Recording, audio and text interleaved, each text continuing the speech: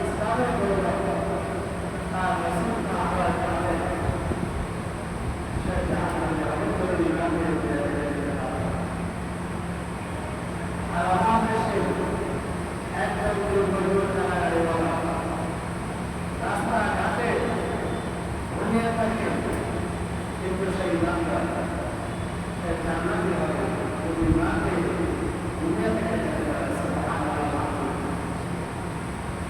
ইমান যখন বললাম এটা মৃত্যুর আগ পর্যন্ত বোঝা যাবে না। ইমানের দৌলতে যারা বুঝেছে এই জন্য তারা দুনিয়ার সব কিছু ত্যাগ করেছে ইমান ত্যাগ করে। সাহাবায়ে কেরামদের জীবনে আমরা দেখি তারা অনেক কষ্ট সহ্য করেছে। আল্লাহু আকবার, ভাষায় প্রকাশ করা যায় না। আমাদের সেই গরু-বালুকে উত্তপ্ত সরিয়ে রাখা হয়েছে, আগুন দ্বারা তাকে লোহা গরম করে আগুনের সেই লোহা দ্বারা তাকে দান করা হয়।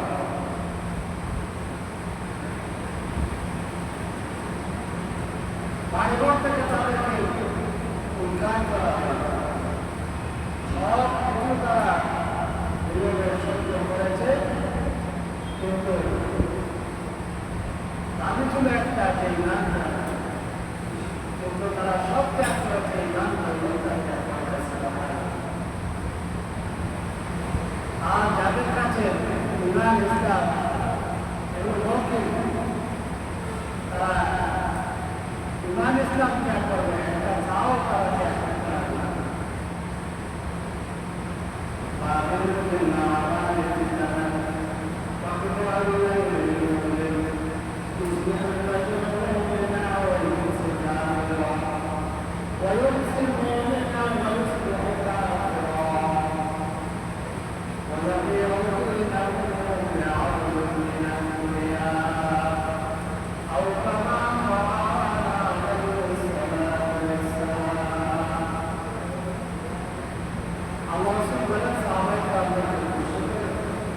তোমরা ভালো কাজের প্রতিযোগিত হও, যাকে পারো ভালো কাজে এগিয়ে যাও। এমন একটা সময় আমাদের দেশের মানুষ সরকার এসে দামে হয়ে যাবে, সরকার এসে নির্যাতন আনবে, সকালে তাদের হয়ে যাবে।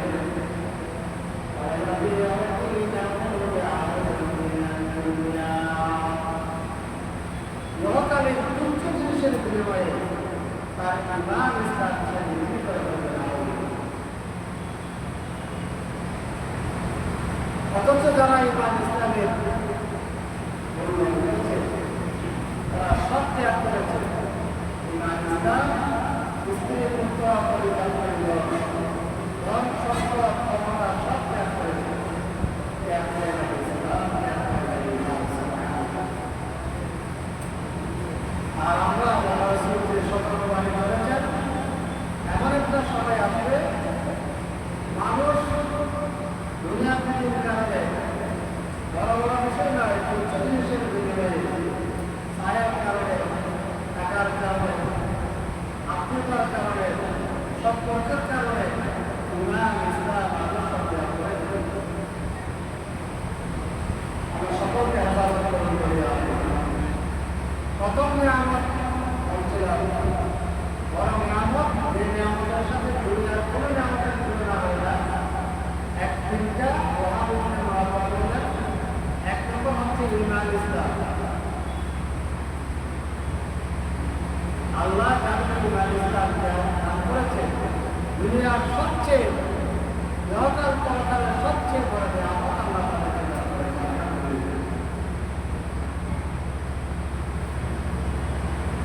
দুই নম্বর হচ্ছে এর মধ্যে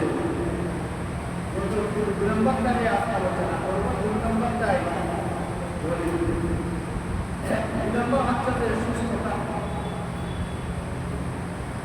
এই যে সুস্থতা, নিয়ামতুল আফিয়া, সুস্থতা যে কত বড় নিয়ামত, এটা অসুস্থতা হলে বুঝে যায়। ধন দৌলত, টাকা পয়সা এগুলোর কিছু হয় না, কোনো কাজেই কিছু বলা হয় না। ওরা যাদের জন্য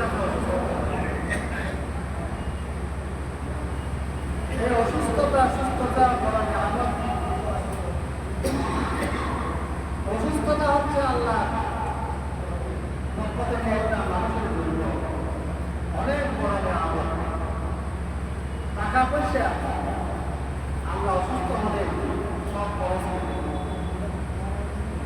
অসুস্থ হয়েছে, তখনই টাকা পয়সা করে তার সুস্থতার জন্য কত টাকা লাগবে,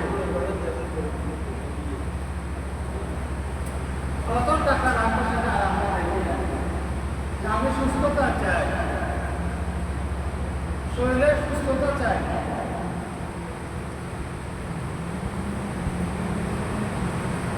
এজন্য আমরা ফ্রিতে সুস্থতাটা পাই আল্লাহর পক্ষ থেকে। নিয়ামতটা যখন অসুস্থ হয় তখন বুখারী শরীফের হাদিস আল্লাহ রাসূল বলেছেন,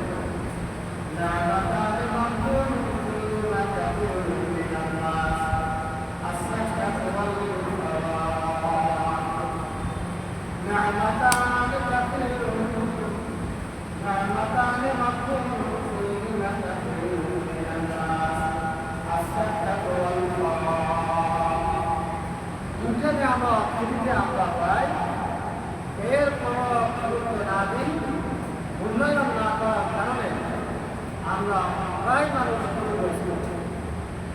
সেই দুটা নিয়ামত হলো, একটা হচ্ছে সুস্থতা, আরেকটা হচ্ছে যে জামানা মুক্ত, অবসর মুক্ত যে সময়।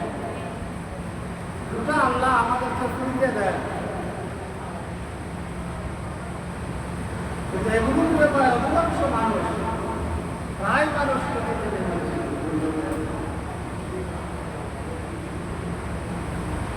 আল্লাহ রাসূল সাল্লাল্লাহু আলাইহি ওয়াসাল্লাম এই জন্য তিনি অসুস্থ হওয়াটাকে সুস্থতার জন্য আল্লাহর কাছে আবেদন করতেন, অসুস্থতাটাকে আল্লাহর কাছে পাওয়া যায়।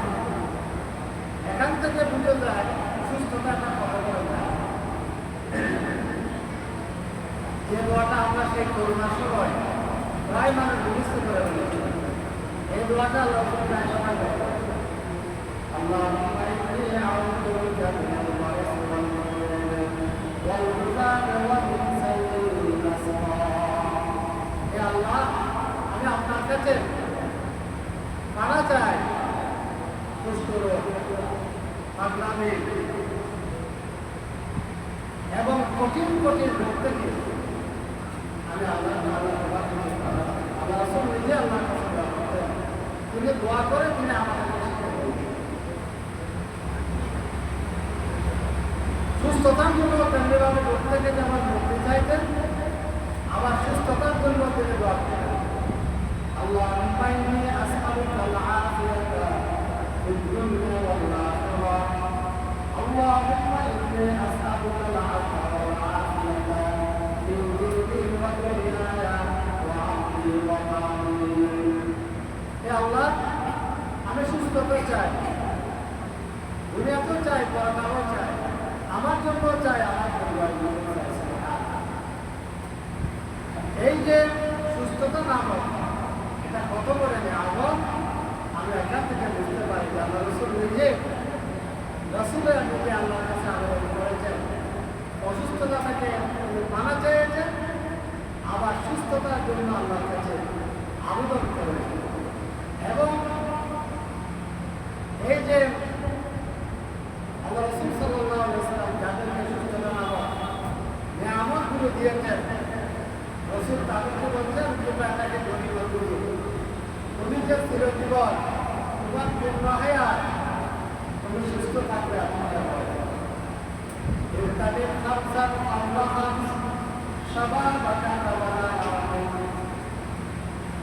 وصحتك قبل صحتك وغناك قبل فقرك وحياتك قبل الموت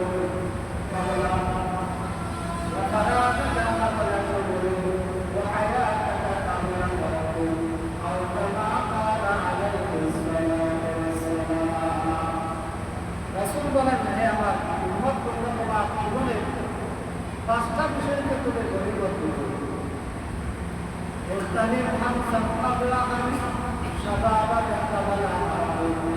তোমার যুদ্ধকাল আসার আগে যৌবনটা তোমার জীবন থাকবে না, তুমি একদিন যুদ্ধ হয়ে যাবে। বসে একটা টাকা কাবাল আছে, সুস্থ আছে একটা যুদ্ধ দাও, পরিমাণ করলে মূল্যায়ন করো, কাজে লাগাও, একদিন তুমি অসুস্থ হয়ে যাবে ওয়াবিনা কাতাবালা ফাকরু দারিদ্রতা রাখে তোমার সফলতা একদিন তোমার আপনি তুমি আমদানি হয়ে যাবে আবার অন্যরকম হয়ে যাবে ওয়াফারা কথা কামনা করে ব্যস্ত হয়ে যাওয়ার আগে যাওয়া মৃত্যুর সময় এটা বলতে যায় না ও হায়াত কাতাবালা মৃত্যুর আগে তোমার জীবনকে কাজে লাগবে রাসূল সাল্লাল্লাহু আলাইহি ওয়াসাল্লাম এখানে আমাদের পাঁচটা আমাদের জীবনের পর্যায়কে নিয়ামত পূজার জন্য গরিব পূজার জন্য মূল্যায়ন করার জন্য এক লোককে উপদেশ দিতে গিয়ে সফল করে এর মধ্যে অন্যতম হচ্ছে সুস্থ থাকে আমরা যেন গরিব পুঁজি মূল্যায়ন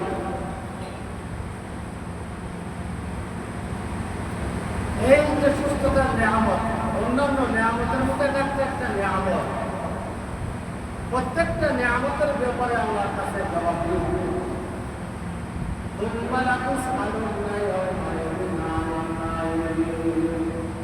আল্লাহ বলেছেন যে তোমাদেরকে আমি যত নিয়ামত দিয়েছি সেই নিয়ামতের প্রত্যেকটা নিয়ামত সম্পর্কে তোমাকে আল্লাহ জবাব দিই এই নিয়ামতে সকল নিয়ামত আল্লাহ রাসূল সাল্লাল্লাহু আলাইহি ওয়াসাল্লাম এই সুস্থতা যে একটা স্পেশাল নিয়ামত এটাকে আবার স্পেশাল ভাবে উল্লেখ করছে আল্লাহকে আমাদের ময়দানে কিছু দেয় নাই কিছু ছিল না কোনো সম্পদ ছিল না বাড়ি ছিল না গাড়ি ছিল না কিছুই ছিল না কিন্তু শরীরটা সুস্থ ছিল ওই রকম ব্যক্তিকে আল্লাহ কষ্ট করবেন আল্লাহ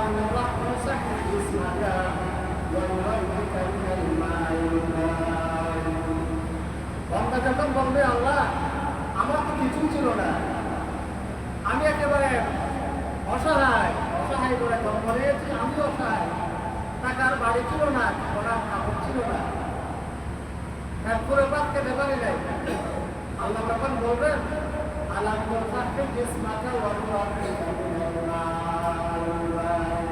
বান্দা আমি তো তোমাকে একটা সুস্থ শরীর করে দেয় তোমার জন্য আমি রান্না কাজের ব্যবস্থা করে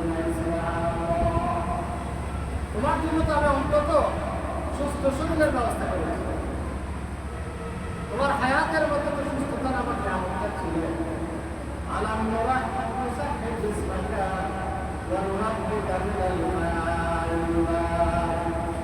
আমি তো তোমাকে একটা সুস্থ শরীর দিয়ে দেয় তোমাকে আমি রান্নার বাড়ি দিয়ে দেয় এগুলো শুক্রিয়া তুমি আদায় করে এই নিয়ামত সম্পর্কে আমাকে আপনাকে আল্লাহ জবাব নিয়ামতগুলোকে শুক্রিয়া আদায় করতে হবে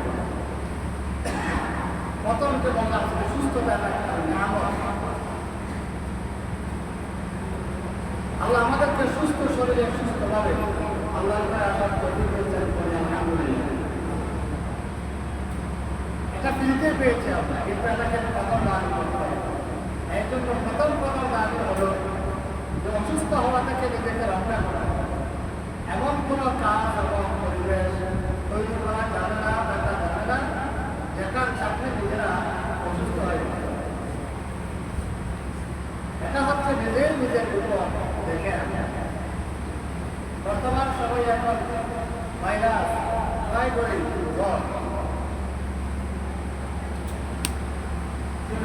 নতুন ভাইরাস যেগুলো হয় সকলকে সব করে সবাই অসুস্থ হয়ে যায় কিন্তু এক সপ্তাহ বা শুধু জ্বরটা তার দেখেছে যারা জ্বরটা পড়েছে তাদের সাথে জানা গেছে পুরো শরীরটাই বিষাক্ত হয়ে যায় নড়াচড়া করা যায় আমরা সকলকে হেফাজত করে বলি এরপরে আমার মহারাতে ডেঙ্গুর প্রভাব দেখা যাচ্ছে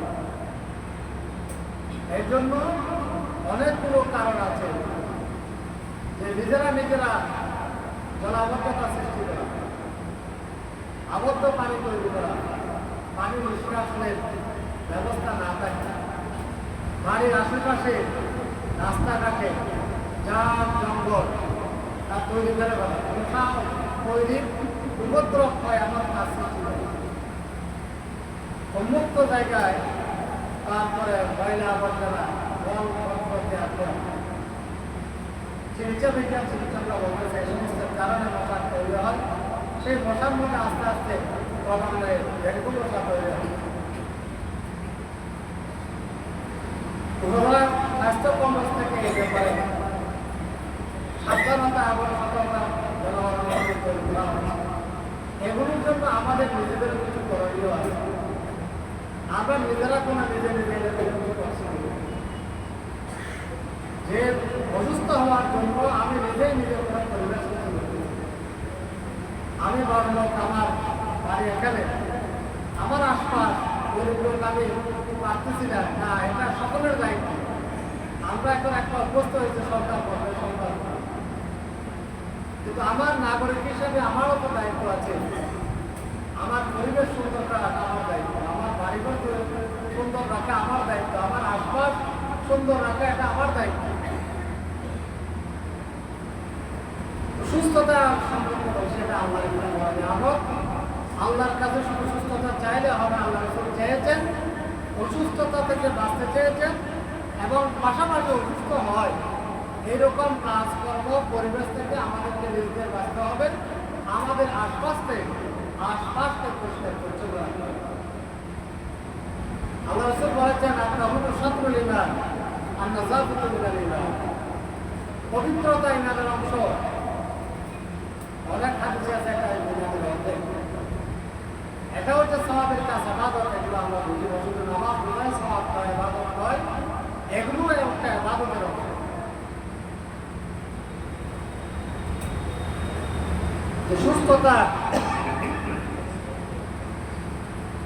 সুস্থতা সম্পর্কে বলছিলাম যে আল্লাহ রাব্বুল আলামিন যাদেরকে সুস্থতা নামক নিয়ামত দিয়েছেন, এই নিয়ামতের শুকর দান করা আমার আপনার উপর ওয়াজিব।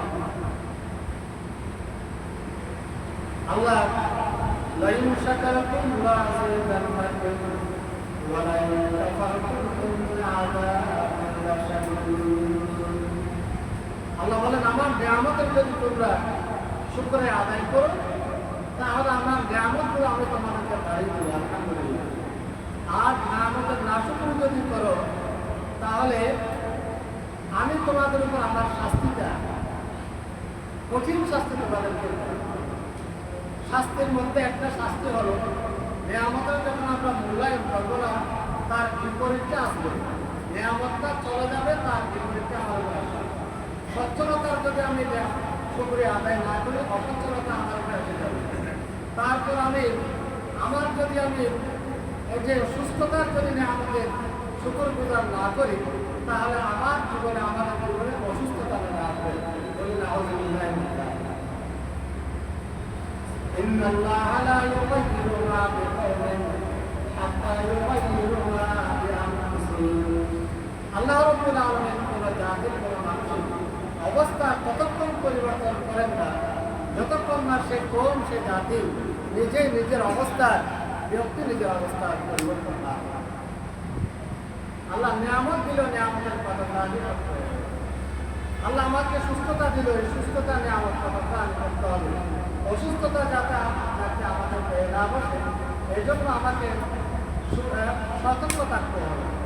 আরেকটা শুকরিয়া হলো যে কাজটার জন্য আল্লাহ যে নিয়ামত আল্লাহ আমাকে যে জন্য দিয়েছে, সে কাজের জন্য আমাকে নিয়ামতটাকে ব্যবহার করতে হবে, সেই কাজটাকে ব্যবহার করতে হবে। টুপি দেওয়া হয়েছে মাথার জন্য, টুপিটা রাখতে হবে মাথায়। জুতা ব্যবহার করে দেওয়া হয়েছে, তৈরি করা হয়েছে পায়ে দেওয়ার জন্য, এটা রাখতে হবে সেখানে। তার বিপরীতটা যদি হয় তাহলে সেটা হবে নিয়ামতের নাশুকরি। জুতা আছে, তারপর আমি খালি পায়ে হাঁটলাম, পাথর উপরে হাঁটতেছি, তারপর পায়ে করলাম, এটাও হচ্ছে নিয়ামতের নাশুকরি। জুতা সংরক্ষণ করে দিলাম, আপনার তো জুতা কেনার ব্যবস্থা আছে, তারপরে পাথরের উপর কেন আছে, এই জন্য কষ্ট আসে। আল্লাহ রাব্বুল আলামিন আমাদেরকে যে নিয়ামতগুলো দিয়েছেন, প্রত্যেকটা নিয়ামতের প্রত্যেকটা কাজের জন্য আল্লামা ইবনুল কাইয়্যিম রাহমাতুল্লাহি তাআলা আলাইহি বলেন, মানুষকে যে আল্লাহ দিয়েছে এই প্রত্যেকটা আমাদের প্রতি আল্লাহর একটা আদেশ আছে আর একটা নিষেধ আছে। একটা কল্যাণ আছে আর একটা অকল্যাণ আছে। এই হাতকে আল্লাহ ব্যবহার করা একটা আদেশ দিয়েছেন, হাতটাকে আবার আল্লাহ নিষেধ করেছেন কিছু কাজে হাত ব্যবহার করা যায়।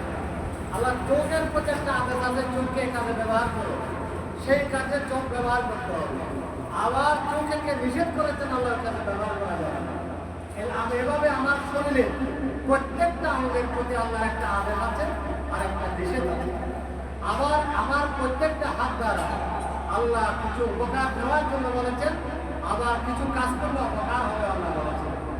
এই ক্ষেত্রে আমার প্রত্যেকটা অঙ্গ শরীর আল্লাহর আদেশ নিষেধ যদি আমরা মেনে চলি তাহলেই হবে সেটা আল্লাহ আমার শরীরে এবং আর সকলে আছে।